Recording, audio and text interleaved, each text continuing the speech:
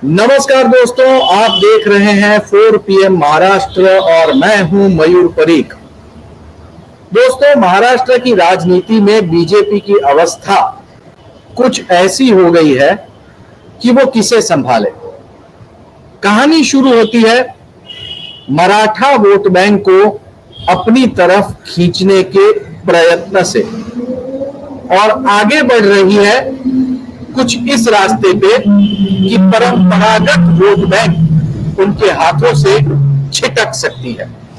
जी हां दोस्तों, आज के एपिसोड में हम महाराष्ट्र की राजनीति में जो छोटी छोटी जाति जमाती अपनी वोट करने की जो डिसीजन है या फिर जो एक सोच है वो किस तरह से बदल रहे हैं उस पर बात करेंगे। लेकिन बात की शुरू करने से पहले हम थोड़े से हिस्ट्री में जाएंगे।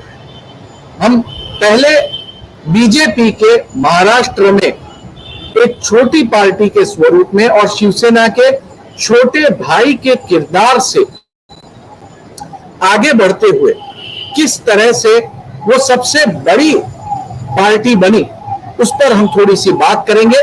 फिर हम मराठा आंदोलन पर आएंगे और फिर इस पूरे परिप्रेक्ष्य में चर्चा करेंगे। दोस्तों, आज हम ये चर्चा इसलिए कर रहे हैं क्योंकि मराठाओं के आरक्षण की मांग के बाद बीजेपी का जो ओबीसी का बेस वोट है, माधव फैक्टर, माड़ी, धनगर और बंजारी, ये फैक्टर पूरी तरह से अब सड़क पर आ चुका है। सबसे पहले धनगर समाज सड़क पर आया। पंकजा मुंडे जो कि ओबीसी की बहुत बड़ी लीडर है, उन्होंने भी खुलकर कहा कि आखिर ऐसी क्या जरूरत पड़ी है कि मराठा आरक्षण जो है वो ओबीसी के कोटे से दिया जाए। उन्होंने ये कहा है कि ओबीसी का जो आरक्षण है उसके कॉस्ट पर मराठाओं को आरक्षण नहीं देना चाहिए। और अब माड़ी फैक्टर बीजेपी के लिए परेशानी बन सकता है क्योंकि माड़ी समाज ने भी सड़क पे आने का ऐलान किया। महाराष्ट्र में बीजेपी बड़ी हुई माधव फैक्टर की वजह से। बीजेपी के दिवंगत नेता गोपीनाथ मुंडे, प्रमोद महाजन और दूसरे कई सारे संघ के स्वयंसेवक जो हैं, उन्होंने मिलकर यह तय किया कि एक बहुत बड़ा ओबीसी तबका जो है वो बीजेपी के पास आना चाहिए, क्योंकि आरएसएस बैकग्राउंड होने की वजह से बार बार ये आरोप लगाया जा रहा था कि बीजेपी जो है वो ब्राह्मणों की पार्टी है, उसको बड़ा बेस वोट नहीं मिल रहा था।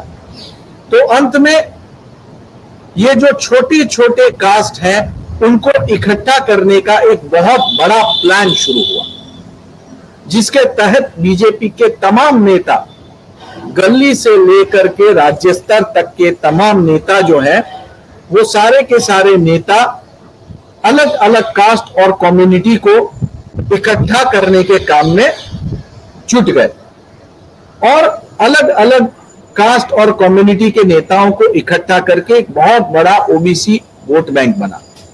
इससे पहले यह होता था कि मराठा जो है वो पूरी तरह से राजनीति में आरक्षित रहते थे, तो पूरी तरह से राजनीति में हावी रहते थे और बीजेपी का कहीं नंबर नहीं होता था क्योंकि ये समाज ज्यादातर कांग्रेस और एनसीपी के साथ जुड़ा हुआ समाज था।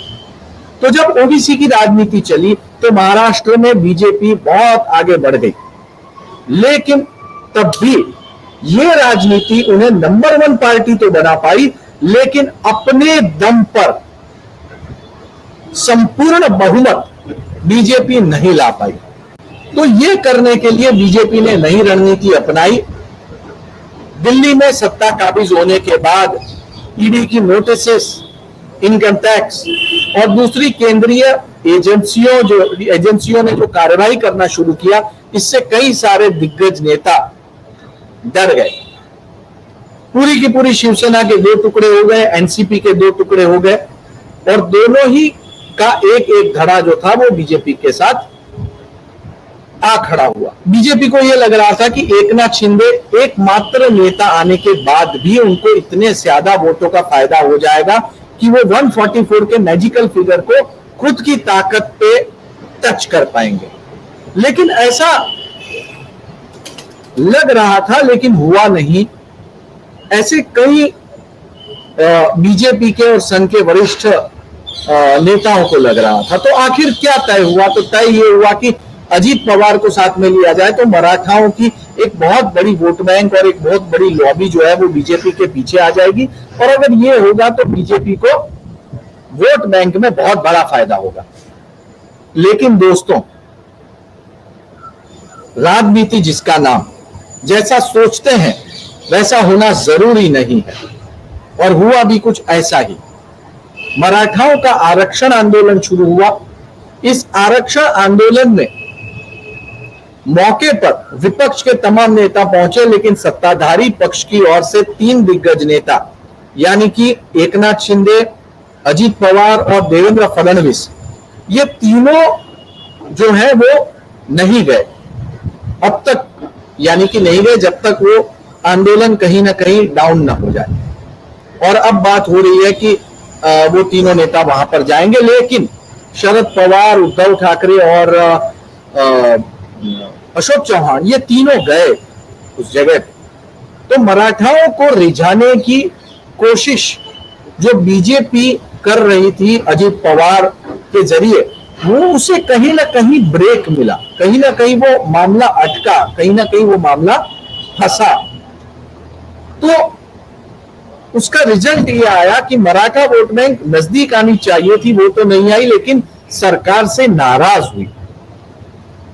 और अब ये कम था कि एक समस्या और आन खड़ी हुई, और वो समस्या ये आई कि जो माधव, धनगर और बंजारी माधव फैक्टर है बीजेपी का, वो नाराज हो गया।